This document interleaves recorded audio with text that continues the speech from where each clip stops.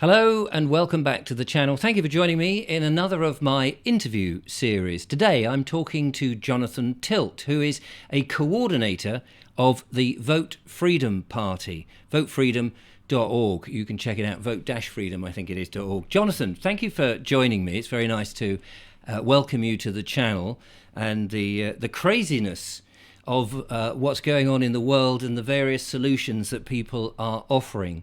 So could you tell us first a little bit about yourself and then a little bit about what the Vote Freedom Party is, just so we can get a measure of everything? Thanks. If we just start with one small but highly significant correction there, it's the Vote Freedom Project, not the Vote Freedom Party. I beg We your are pardon. categorically not a political party. Um, but I mean, yeah, it's a small but significant point that need to get in But there. do you start it as a party Yeah, and well, you've changed? I founded and set up and led for a couple of years the Freedom Alliance Party. So I Right. have been using a political party to try and counter the tyranny since the summer of 2020. I mean, my background, I'm just an ordinary person. I'm an acupuncturist in Barnsley. That's what I do with two young kids, and had a fairly straightforward, normal life until this tyranny was visited upon us in 2020. I, along with several others, took the initiative and set up the first genuine pro-freedom, anti-lockdown, and then anti-mandatory vaccination political party, Freedom Alliance, an entirely grassroots party, but one that I fundamentally believe became infiltrated and captured by those that don't want to see the freedom movement succeed. And also, whilst leading Freedom Alliance, it became several things became apparent. One, the notion of tackling the tyranny through a sort of centralised political party structure was fundamentally flawed. What we're trying to do with the Vote Freedom Project is empower and enable independence to stand, freedom-loving independence, not any independent, but freedom-loving independence. So you basically sign up to 8 principles that are on vote-freedom.org, and we'll give you the resources, the support, the assistance, the expertise that we've built up from running a political party. We'll give you all of that to support you as a candidate. But you're not, should you get elected, you're not subject to a party whip. You're not, your responsibility lies with your electors, your constituents. It doesn't lie with the central party whip. Right. And that to me is something we've got to move in everything we do. We've got to move towards these decentralized, disaggregated structures. And small political parties, from what I've seen, and hopefully this didn't apply to me at Freedom Alliance, but they're just vehicles for transporting these oversized egos around the country, basically. And we've got to get away from that. And there's the other thing that became very apparent on the doorstep, because I've campaigned in dozens and dozens of elections over the last 2 years. There is real hostility and antipathy towards political parties. People hate them. They don't hate politics per se, and they don't particularly hate voting, but they hate parties. So Yes. we've got to sort of use that and go around the outside a little bit, not try and do it through a party, I think. Before we go any further, just you've used the word the tyranny a couple of times. Just explain what you see as the tyranny, where we are, what it is in your mind that we're facing. Well, my fundamental take is we are moving from a system of debt-based slavery. We've all been slaves through a debt-based slavery system, which is supported with ongoing monetary debasement. We're moving from that system because the currency has been debased too far to one of full-on digital slavery, where we're trapped in these 15-minute zones. You have to have your injections all the time, and whatever else they come with, the end of cash. So that for me explains everything that's going on. They've lost control of the debt-based monetary system. They've lost control of interest rates. I mean, they did in 2019. They got it back under control using the COVID printed money, and now they're losing control again of interest rates in every Western country. And that explains to me what's going on. And they're ditching that system and moving to just full-on digital tyranny. I personally don't think they're going to succeed. I think they're 10 years ahead of themselves. And I think people are, to use the terminology, waking up very quickly. But that's my take on it. In terms of the sort of specifics of COVID, I think there's two angles. One, the thing is based on a fraud. The science was not open and fair and honest science. It was wrong. Things like PCR tests obviously don't test for COVID and all the rest of it. So the thing is a fraud and a scam and based on a lie.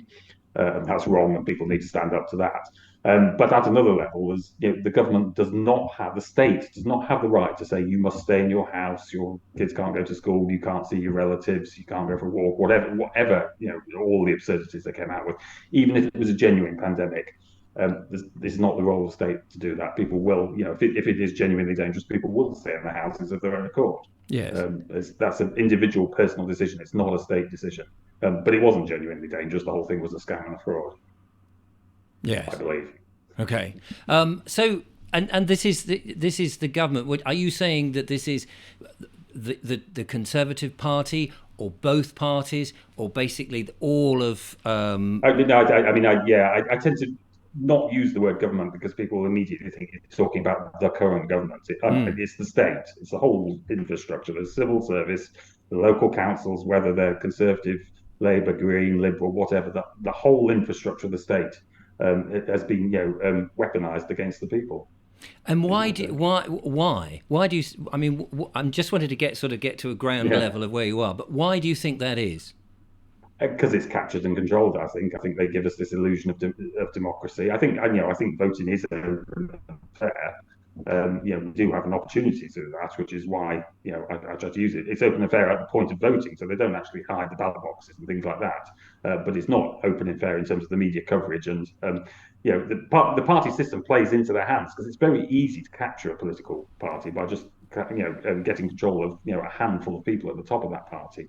There's 600 odd MPs in the House of Commons. I don't think the majority of them are sinister and controlled and captured, but I think they're predominantly in two or three main parties that are controlled and captured, and they have to adhere to the party whip. They will go with the whip rather than go with the best interests of their constituents, and that's why we've got to move away from these party structures. And I think that's how they do it. They control the civil service, they control industry, they certainly control the banking and pharmaceutical systems.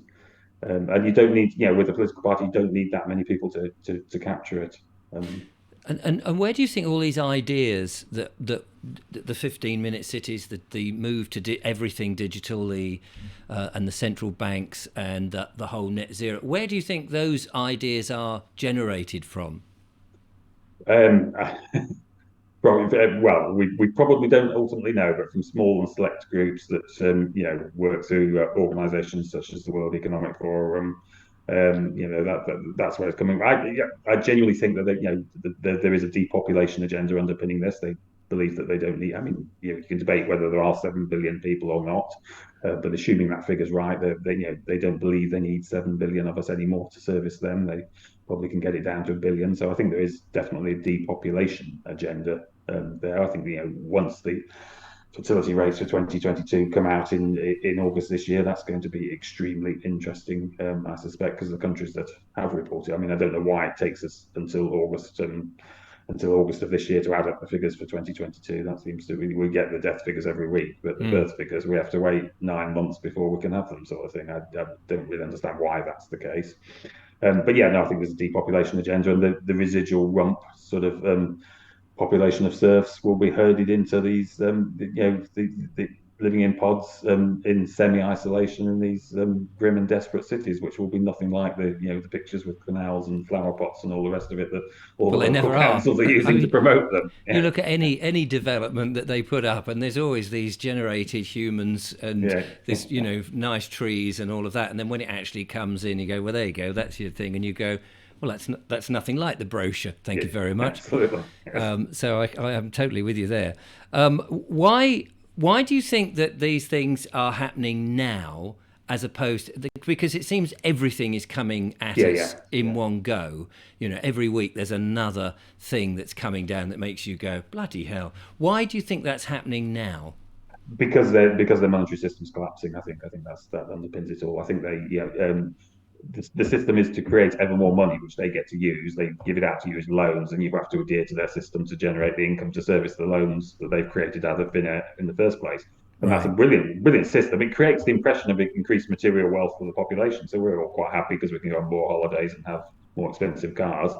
And they obviously get the bulk of the benefit. But the fundamental flaw in this system is you eventually create so much money that it becomes worthless. Yes. And that's where they've got to. I think they panicked. September 2019, they lost control of interest rates overnight. and they absolutely panicked. They thought this is the end of the system. Pushed everything back down again by creating all the COVID money and managing to push interest rates back down for about 18 months. But they're now, coming all the way back up to sort of 3.5%, 4%. And they know that's the end of the debt-based monetary system. And to keep control, they've got to have a new system, and it's digital stroke medical tyranny, I think. So the Vote Freedom Project, we've sort of isolated where we are and all of that, which is great. So we need to find solutions, don't we? We need to sort of push back against all this tyranny and horrible ideas that are coming down. And firstly, do you think that we can? Are we in a position that we can do that? Can we do anything about it, or is it just a fait accompli? I'm fundamentally an optimist. I think we can. I think but I think we have to try. I mean, if you try, you might not succeed. But if you don't try, you're guaranteed to fail. I don't know where the quote comes from, but it's one of my favourites. No. So the fact that it looks a bit difficult and the odds might be slightly stacked against us is not a reason for not trying. What have you got to lose comes to mind. Yes, but I think we're in a better position than that. I mean, a lot of this stuff is going to be implemented through councils. They bypass Westminster and Whitehall and your MP, and they're going to implement it through councils. And there's voting in council elections is often around the 20% level. So if you can just get a few of us, I mean, there's 15% of the population or whatever completely unjabbed, and more waking up by the day. So if we can get those people to start voting for Freedom candidates, if you can get, my local council here in Kirklees, I think it has 67 councillors or something. If you can get 2 people elected to that council, you can cause real disruption. You can stop a lot of this 15-minute city stuff with just 2 people elected. I won't go into the technicalities and practicalities of how you do that, but you don't need to get control of the council. Need to get 2 people on the council, and if we can start to do that across the country, just punch holes in their system. We don't have to get on every council. Just punch some significant holes. Right. And that I think is doable if our people drop their objections to voting and start just holding their nose and looking the other way when they go to the polling station. But just please do it.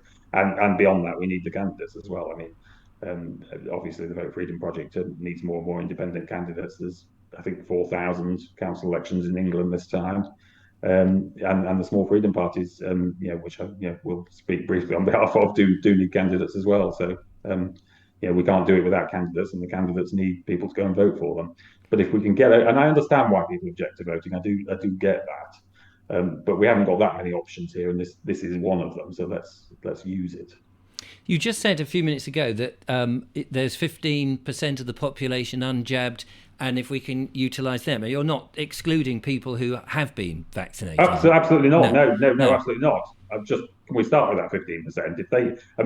If that 15% came out and voted, as I say, 20% turnouts in some of these council elections, so that 15% would actually equate to 40% of the vote, which would get people elected. Right. Down the country. So we only need that. Obviously, anything on top of that is brilliant. And I know a lot of people that that have had the government medicine that are now fully awake. And I would think that there must totally welcome. We've had candidates. I mean, we've had vaccinated people stand as candidates for us in the past. Yes. So, I mean, I was going to say that I would think that there are plenty of people who have, as you say, have had the government medicine, who might be now somewhat annoyed that they fell into the hype, and that they've done something to themselves or had something done to themselves, which they now regret and don't want to sort of just hide away under a cover, but actually want to do something about it and make their position known that this should never have happened and it should never happen for my children or my children's children, and therefore be part of exactly the same sort of thing. Yeah, no, I mean, totally agree. We welcome pretty much anybody. But as you move away from the vaccines, if you get on to things like 15-minute cities, then we're not talking about 15% of the population or 20% behind us. We're talking about sort of 90%. The minute you explain 15-minute cities to people, they are absolutely horrified, and they will vote against that. I'm absolutely, people that were not on our side during the tyranny in 2021 are firmly on our side when you start talking about 15-minute cities, and even things like the cashless society. Even people that don't use cash much get that it's a protector of freedom. Yes, that it needs to remain. So these are much more fertile territory for us than the vaccine. I would totally agree. I mean, I think if you start pointing out pictures of China and how they operate, and how we have traditionally operated in the West, I can't imagine anybody will suddenly go, oh no, actually, I quite like the Yeah, communist yeah. state of Yeah. China. That's how I want to live. There, You there, know, there are one or two, right? There's a couple of percent that will willingly sign up for it. But yes, we're on to a winner. It's I mean, it's a gift. This I can't almost believe it. After 2.5 years of campaigning on vaccines, to be presented with 15-minute cities to campaign on is like Christmas has come sort of thing. Yeah, absolutely. So what you're trying to do is to invest the knowledge into people and the enthusiasm to become a candidate of the council, to get onto a council and start to make a difference. In effect, be a thorn in the side and ask Yeah, dodgy yeah. questions and say, "Hang on a minute, is this who's the benefit of this for? Then exactly? Could you explain this?" Or indeed leak out potential information about where decisions are being, like with the digital consultancies that we've had that have just appeared on a website, but no public really would know about it unless you happen to be trawling on Yeah, the yeah, yeah, government websites, yeah, yeah, which yeah. fortunately some people do, and they, but the public are not No. heard about it, and I guess that's part of what being on the council is there to do, is it? Yeah, no, absolutely. I mean, that's the plan, that's the strategy.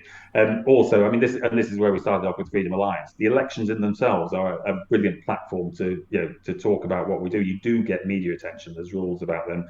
The local papers having to give you fair media coverage, and by and large, they do. And you get the opportunity to put the leaflets through the doors and all the rest of it. So it is an opportunity to have a conversation, and the fact that you're doing it through elections does legitimise what you're saying a bit. So I mean, our experience in Freedom Alliance was that elections are, even if you don't get elected, don't get many votes, elections are a brilliant platform to platform freedom. Right. Okay. So, but But ultimately, we're beyond that now. We have got to get people elected. If we yes. want to stop these 15-minute cities and the rest of it, we need two people on a lot of those councils to do it. And the opportunity to do it is May this year, because a lot of councils are having elections this May and then they're not having any for 4 years. Right. So we're So pretty much there is an urgency about this. Yes, it's not. right. So how do people do it? How do you go Well, they about can it? they can come to us on if they email into info@votefreedom.org. If you go on the website, you'll find the links, and we'll hold your hand through the process. If you want to do it through a political party, I don't support that route anymore. But if you do, then just search out the small freedom parties, and they'll do the same thing and support you through it.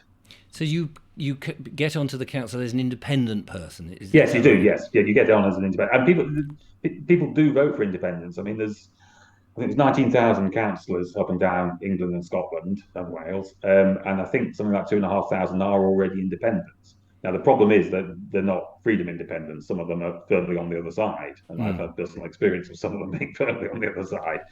So our notion is to use that willingness to elect independence that's there already, but to make sure that we're electing pro-freedom independents, not any independent. Yes. What can you do?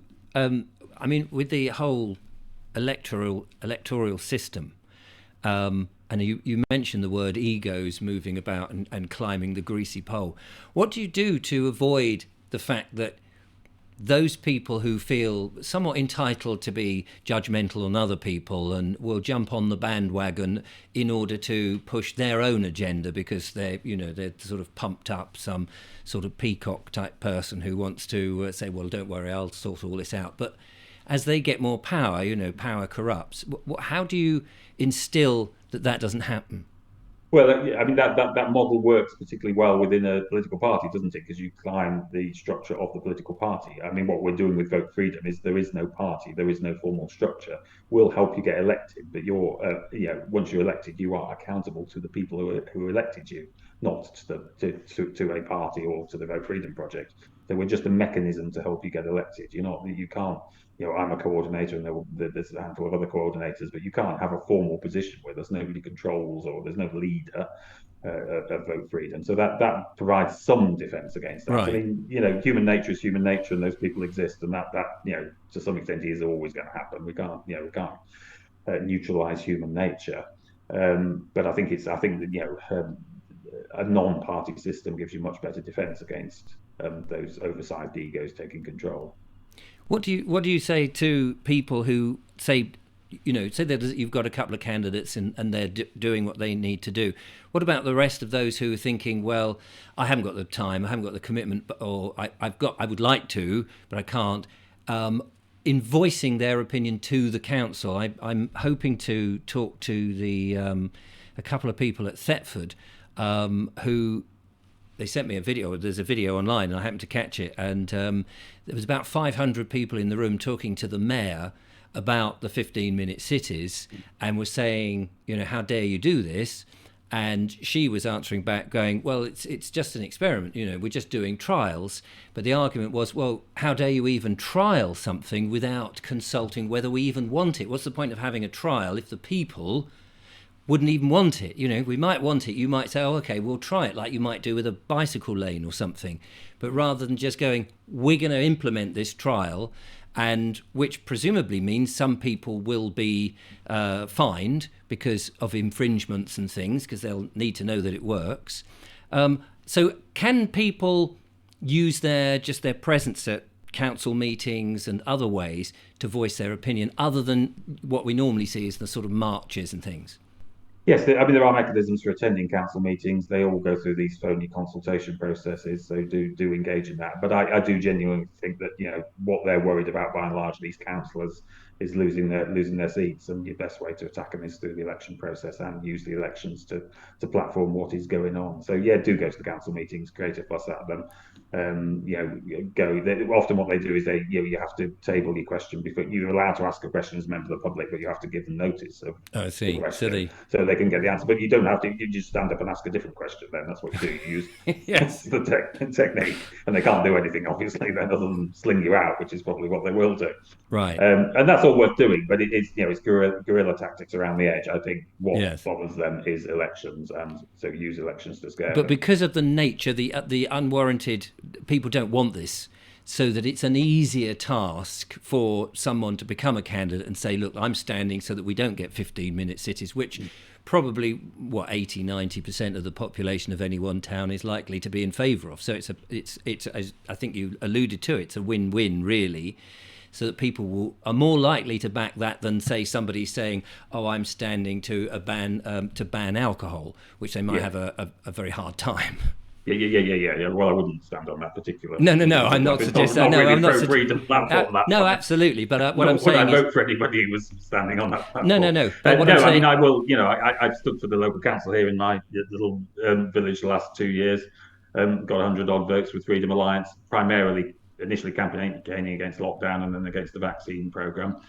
This year, I will do my leaflets all about 15-minute cities, and Kirklees, if you dig deep into their zero carbon plan, it's all in there. And they're talking about individual roads that are going to be closed to cars and stuff like that.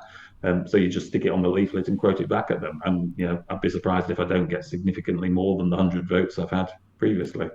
So is there any funding to help people get leaflets printed and get themselves up and running as a candidate? Not really is the answer. There's no. Right. It doesn't. Unlike parliamentary, I mean, we do have a small amount of funding with Vote Freedom, but we don't have the resources of a political party. No. We will help you with the leaflet template, so we'll give you templates that you can print off. It doesn't cost to enter the elections, unlike parliamentary elections. Council elections are free. There's no deposit. You can do it as what's called a paper candidate, which is where and lots of people do this. You just fill in the forms, hand them in, and then you don't campaign. But your name is there as an option for you to, for people to vote for. Yeah. If you want to do a leaflet, then and you have to think about how you're going to distribute it, because it's you're looking at 5,000-6,000 houses in most of these wards, so that's about 50 hours work of leafleting in an average area. So you need to, have I got 50 hours to do it myself, or have I got 50 people that will give me an hour, sort of thing. Yes. But the leaflets will cost about 50 quid or so for that sort of number if you get them reasonably advanced from a cheapish printer, which again we'll point you in the right direction of doing that. So it's not an enormous expense. People pay money to go down to the Oxford and London protests and things. Pay the fuel for that. I did that and obviously spoke at the Oxford protest, and glad people went to it. But this is you in your locality making a stance and scaring the establishment. They don't like it. They really do not like the pro-freedom parties and the independents standing up against them. And presumably, as events are taking place across the country, they're feeding into your central hub, so that somebody being a councillor can sort of know what other tricks and things are working elsewhere. Yeah. And I did do Freedom Alliance for 2 years. I built up some expertise in doing elections. I mean, I'm not prior to this, I'd got no political experience at all, but No. yeah, I do have a bit now, and yeah, have some ideas about what works better than other Yeah. things. But that's brilliant. I mean, ground up has got to be the way of the future, isn't it? Yeah. I mean, it just fits with everything. Everything we're trying to do is Mm. disaggregation, get away from these big centralized top-down structures. So Yeah. we've got to do politics in the same model, surely. Because we've seen how that doesn't work. So it makes Well, sense. it's yeah, I know it's just wrong. It's just, Yeah. but it's too easily captured. That's the other problem with it. Yeah. Well, this is very encouraging. It's good to see this sort of initiative going on, and that you've got somewhere people can go. They can start to think about it and talk to you guys, get encouraged, genned up, all that sort of stuff, and give it a whirl. But they haven't got long. That's No, they that's haven't. the I central would message. stress the urgency, and the other thing I would say is, um, we do need people to come out of their comfort zones. I mean, I don't want to do this. I never wanted to lead a political party. I don't want to be doing this project. I have got better things to do. I've got pressures on. I've got a full-time job and young family. Yes. There's other things I could be doing. But this tyranny is not going to go away, and this is one of the few opportunities we've really got to resist and push back. So we need people to, come out of their comfort zones, put themselves forward. It's not that scary. It's not that difficult. I'll chat to you on the phone, or somebody else will, and talk you through the process. You're not going to get bricks put through your window or anything like that. Some of us stood on anti-vax platforms, and that was a genuine concern. But the Yes. experience was it didn't happen. We were all physically safe. So yeah, just please just come out of your comfort zone over the next Absolutely. few weeks and help us get as many candidates, pro-freedom candidates, on those ballot papers as possible. A lot of people think, oh, there's a better person, you've got a better candidate, so somebody else in the next room is much better than me. There isn't, is the reality. We need you to do it in your locality. Yeah. We Yeah, just need people to get up and yeah. and do it. Brilliant. Jonathan, thank you so much for talking to us today. That's really interesting. It's very inspiring.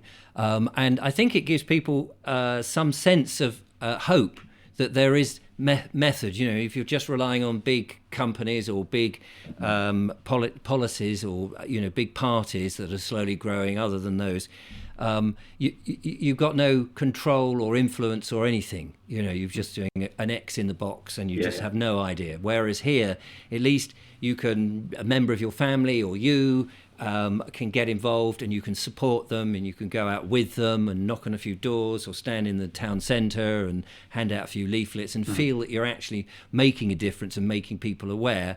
And if you can get those people into the council, then they can go with their needles and prod the council and hopefully get a better result for everyone. Yeah. No, we can do this. We can stop this, but we need to stop it at council level. Yeah. Yeah. Brilliant. And that is the message.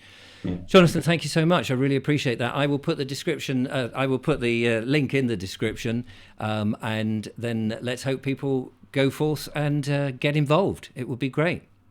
Thanks, and thanks for having me on. No, thank you very much.